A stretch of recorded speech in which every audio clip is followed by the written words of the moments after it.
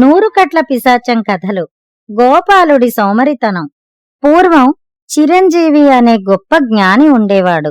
గురువు చెప్పిన ప్రకారం అతడు ప్రజలకు జ్ఞానబోధలు చేయటానికి ప్రపంచ సంచారం చేస్తూ ఉండేవాడు.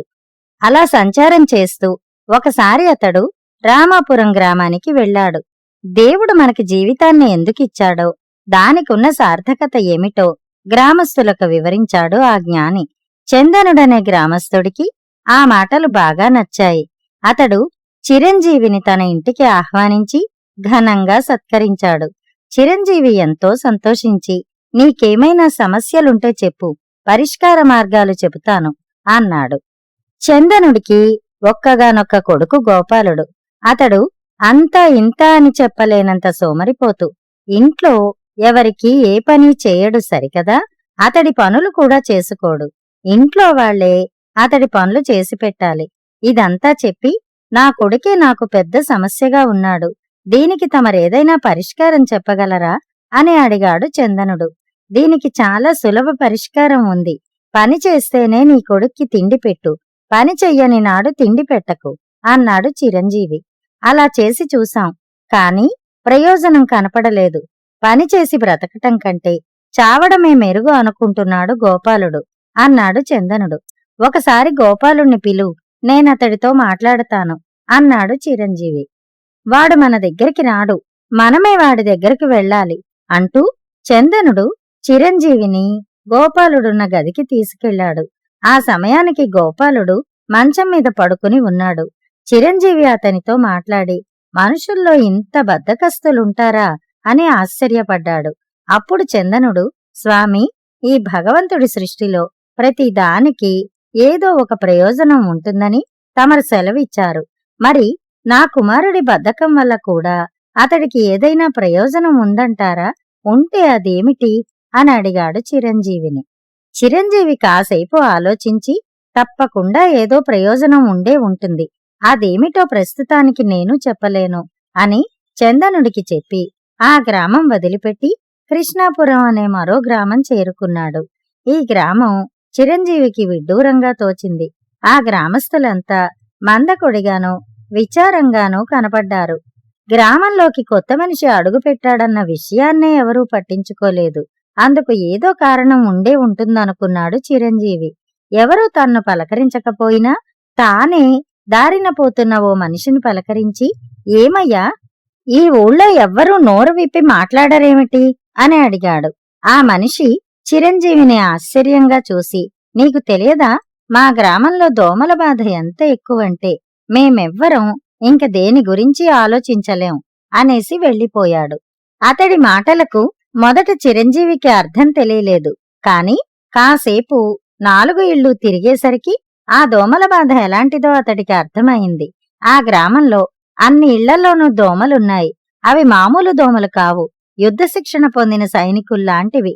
ఉన్న పళంగా గుంపుగా వచ్చి మనుషుల్ని కుట్టేస్తాయి. ఎంత హడావిడిగా వచ్చాయో అంత హడావిడిగాను మాయమైపోతాయి. పట్టుకుందామంటే దొరకవు. అలా అవి అందరి రక్తాన్ని పీల్చడమే కాక అదో రకం శబ్దం చేస్తూ ఆ రొదతో ఎవరికీ సరైన నిద్ర లేకుండా చేస్తున్నాయి. అంతేకాదు, ఈ దోమల బెడద వల్ల మనుషులెవరూ ఇంట్లో తిన్నగా ఒకచోట నిలబడలేకపోతున్నారు. దోమల్ని తప్పించుకునేందుకు వాళ్లు ఒక్కోసారి పరుగులు తీస్తారు, ఒక్కోసారి నాట్యం చేస్తారు. దోమ కుట్టిన తర్వాత కూడా ఒక్కోసారి బాధతో పరిగెత్తడాలు, దుమకడాలు, నాట్యాలు వారికి తప్పనిసరి. ఆ దోమలు ఎంతో తెలివైనవి. ఎవరిని ఎప్పుడు ఎక్కడ కుడితే తమకు ప్రమాదం తక్కువో వాటికి బాగా తెలుసు. కుడిచేత్తో అన్నం తినేవాణ్ణి అవి ఎడమ చేతి మీద కుట్టేవి. అవి వస్తాదుల్ని బరువులెత్తుతూ వ్యాయామం చేస్తున్నప్పుడు కుట్టేవి. ఒంటిమీద చొక్కా లేనివాణ్ణి వీపు మీద కుట్టేవి. దోమల్ని చంపడానికి గ్రామస్తులు కొన్ని మందులు వాడారు. ఆ మందులు అప్పుడే పుట్టిన దోమల మీద మాత్రమే పనిచేసేవి. మందుల ప్రభావం నుంచి తప్పించుకున్న పెద్ద దోమలు గుడ్లు పెట్టే చోట్లను చకచకా మార్చేస్తున్నాయి. గ్రామంలో దోమలు పోవాలంటే ముందుగా మొత్తం పెద్ద దోమలన్నింటినీ పట్టి చంపడం తప్ప వేరే మార్గం లేదని గ్రామస్తులకు అర్థమైంది. అయితే ఎంతో చురుకైన ఆ దోమల్ని పట్టి చంపటం ఎలా? కృష్ణాపురం గ్రామస్తులు దోమలతో పడుతున్న అవస్థ అర్థం కాగానే చిరంజీవికి వారిపై జాలి పుట్టింది. అతడు దోమల చురుకుతనం గురించి ఆలోచిస్తుంటే ఉన్నట్టుండి గోపాలుడు గుర్తుకొచ్చాడు. చురుకైన మామూలు మనుషులే ఆ దోమల బాధ తప్పించుకోలేక ఇంతగా అవస్థ పడుతున్నారు. మరి గోపాలుడు వంటి సోమరిపోతూ ఈ ఊళ్ళో ఉంటే ఏం చేస్తాడు? దోమల బాధను సహిస్తాడా లేక సోమరితనాన్ని వదిలిపెడతాడా? అప్పుడు చిరంజీవి బుర్రలో ఏదో ఆలోచన వచ్చింది. అతడు వెంటనే వెళ్లి ఆ ఊరి పెద్ద కృష్ణస్వామిని కలుసుకున్నాడు. మీ ఊరికి దోమల బాధ తొలగిపోయే ఉపాయం నాకు తెలుసు. మీరు నన్ను నమ్మి నేను చెప్పినట్టు చెయ్యాలి అన్నాడు. మా గ్రామానికి దోమల బిడద తప్పించారంటే మా ఊరి వాళ్ళందరం కలిసి మీకు మీ ఎత్తు బంగారం ఇస్తాం అన్నాడు కృష్ణస్వామి వెంటనే. ఆయన ఆ మాట అనడానికి ఎక్కువ ఆలోచించలేదు. తమ ఊరికి పట్టిన దోమల బెడద ఎవరూ తప్పించలేరనే ఆయన నమ్మకం. అయితే నేను మీ గ్రామానికి ఒక యువకుణ్ణి తీసుకొస్తాను. అతడిని ఇక్కడ ఒక ఇంట్లో వారం రోజులుంచండి. అతడి అవసరాలు చూస్తూ వేళకు తిండి పెట్టండి. మిగతా వేళల్లో అతడు నా ఇంట్లో ఒంటరిగా వదిలిపెట్టండి. కేకలు పెట్టినా సరే ఎవరో అతడికి ఎలాంటి సాయం చేయకూడదు. అతడా ఇంట్లోని దోమల్ని పూర్తిగా లొంగదీస్తాడు. అక్కడి దోమలు లొంగిపోగానే అతన్ని మరో ఇంటికి మార్చండి. అలా ఊళ్ళో దోమలన్నీ మాయమయ్యే వరకు అతన్ని ఇల్లు మారుస్తూ ఉండండి. అప్పుడు అతడికి అతడి ఎత్తు బంగారం తూచి ఇవ్వండి అన్నాడు చిరంజీవి. మీరు చెప్పింది జరుగుతుందన్న నమ్మకం నాకు లేదు. అయినా ఏ పుట్టలో ఏ పాముంటుందో తెలియదు కదా. మీరు చెప్పినట్టే చేసి చూస్తాం అన్నాడు కృష్ణస్వామి. చిరంజీవి మళ్లీ రామాపురం వెళ్లి చందనుణ్ణి కలుసుకుని, నీ కుమారుడి సోమరితనం వల్ల నాకో గొప్ప ప్రయోజనం కనబడింది.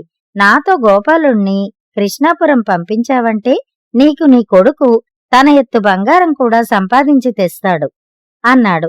చందనుడు వినయంగా, స్వామి, నాకు బంగారం మీద మోజు లేదు. కాని తమరంటే గౌరవముంది. వాడిని మీతో తప్పక కృష్ణాపురం పంపగలను అన్నాడు. గోపాలుడు చిరంజీవితో వెళ్లడానికి ఒప్పుకున్నాడు. తను నడవలేనని ఖచ్చితంగా చెప్పేయడంతో అతడి కోసం ఓ ఎడ్లబండి ఏర్పాటు చేశారు.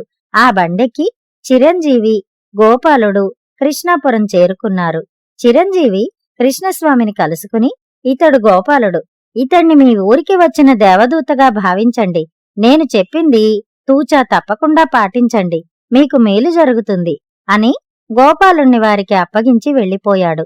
కృష్ణస్వామి ఊళ్ళో ఓ ఇల్లు ఖాళీ చేయించి గోపాలుణ్ణి ఆ ఇంట్లోకి తరలించాడు. అక్కడ అందమైన మంచం మీద మెత్తటి పరుపులు వేసి పక్క ఏర్పాటు చేశారు. గోపాలుడు దానిమీద హాయిగా నిద్రపోయాడు. కాసేపట్లో దోమలు గుంపులు గుంపులుగా వచ్చి గోపాలుడి వీపుమీద వాలి రక్తం పీల్చడం మొదలెట్టాయి.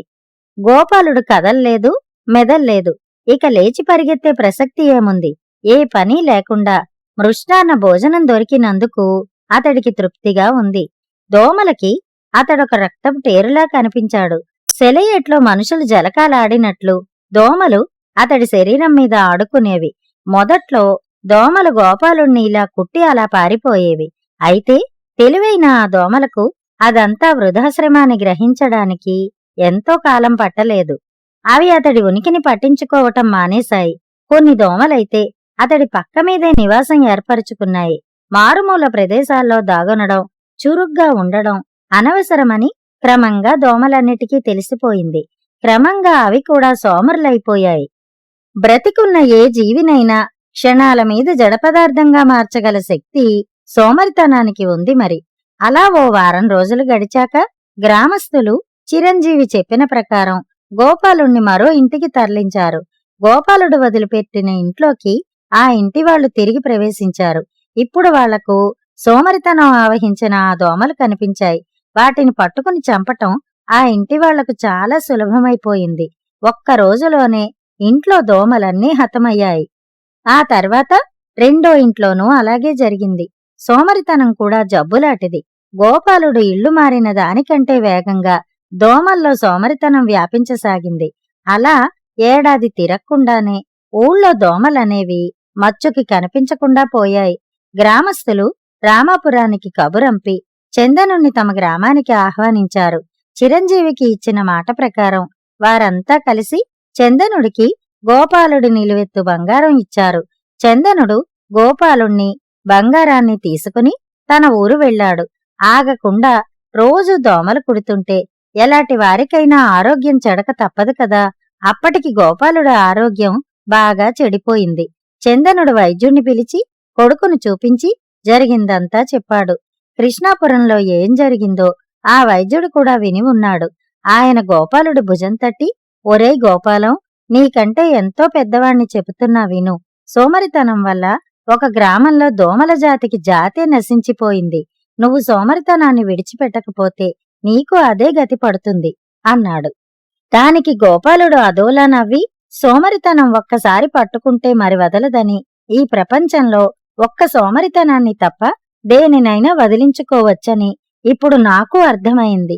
కాని ఏం చెయ్యను, మొక్కగా ఉన్నప్పుడు వంగనిది మానైన తర్వాత వంగదన్న సామెత ఊరికే పుట్టలేదు. 5-10 వయసప్పుడు నేను సోమరిగా ఉండకుండా చలాకీగా ఉండవలసింది.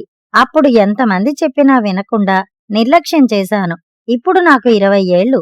నేనిప్పుడు ఎంత సోమరిపోతునయ్యానంటే నా భవిష్యత్తు గురించి ఆలోచించడానికి కూడా బద్ధకంగా ఉంది. సోమరితనాన్ని విడిచిపెట్టడం కంటే ఇంకో గ్రామం వెళ్లి అక్కడ వారికి కూడా దోమల బాధ తప్పించడమే సుఖమనిపిస్తోంది నాకు అన్నాడు. అయితే నీ కర్మ, జబ్బులకి మందులుంటాయి గాని సోమరితనానికి మందు ఉండదు అని చిరాకుపడి వెళ్లిపోయాడు వైద్యుడు. గోపాలుడు కృష్ణాపురం వాసులకు దోమల బెడద తప్పించాడన్న వార్త ఊరూరికి తెలిసిపోయింది. దోమల బాధ ఉన్న ప్రతి ఊరివారు రామాపురం వచ్చి గోపాలుణ్ణి తమ ఊరు పంపమని కోరేవారు. కొడుకుని అలా పంపడం చందనుడికి ఇష్టం లేదు. కాని గోపాలుడి తండ్రితో, నేను సోమరినైతేనే నా శరీరం ప్రజాసేవకు పనికొస్తోంది. అందువల్ల నాకెంతో తృప్తి, సంతోషం కలుగుతున్నాయి. దయచేసి నన్ను వెళ్ళనివ్వు అన్నాడు తండ్రితో. అలా గోపాలుడు మరికొన్ని గ్రామాలను దోమల బెడద నుంచి తప్పించి తండ్రికి చాలా బంగారం సంపాదించి పెట్టాడు. కాని అతడికి మాత్రం సుఖసంతోషాలు లేవు. అనారోగ్యంతో బాధపడుతూ 25 ఏళ్లకే మృతి చెందాడు. గోపాలుడి సోమరితనం గురించి అందరూ విడ్డూరంగా చెప్పుకునేవారు. చిన్నపిల్లలకు సోమరితనం ఎంత ప్రమాదకరమైందో చెప్పడానికి గోపాలుడి కథ ఒక్కటి చాలని, గోపాలుడు గ్రామాలలో దోమల బెడద తప్పించిన దానికంటే సమర్థంగా అతడి జీవిత కథ చిన్నపిల్లల్లోని సోమరితనాన్ని పోగొడుతుందని అంతా చెప్పుకునేవారు. వినయశీలుడు ఈ కథ పూర్తి చేయగానే, గోపాలుడి సోమరితనం అతన్ని ఎంత బాధపెట్టినా ఇతరులకు ఎంతో మేలు చేసింది. నా చురుకుతనం నాకు వినోదాన్ని కలిగించినా ఇతరులను హింస పెడుతోంది. ఈ విషయమై నేను బాగా ఆత్మవిమర్శ చేసుకోవలసి ఉంది అనుకున్నది మహారాణి. మహారాణి ఆలోచనలు ఎలా ఉన్నప్పటికీ ఆమెకి కథ బాగా నచ్చింది. ఆమె కథని మెచ్చుకోగానే వినయశీలుణ్ణి ఆవహించిన 100 కట్ల పిశాచానికి మరో కట్టు విడిపోయింది. మర్నాడు వినోద ప్రదర్శనకు ముందు యథాప్రకారం కథ వినడానికి మళ్లీ వచ్చింది మహారాణి. వినయశీలుణ్ణి ఆవహించిన పిశాచం మహారాణికి మరో కథ చెప్పడం ప్రారంభించింది. ఆ కథని మరొకసారి విందాం. అంతవరకు సెలవు.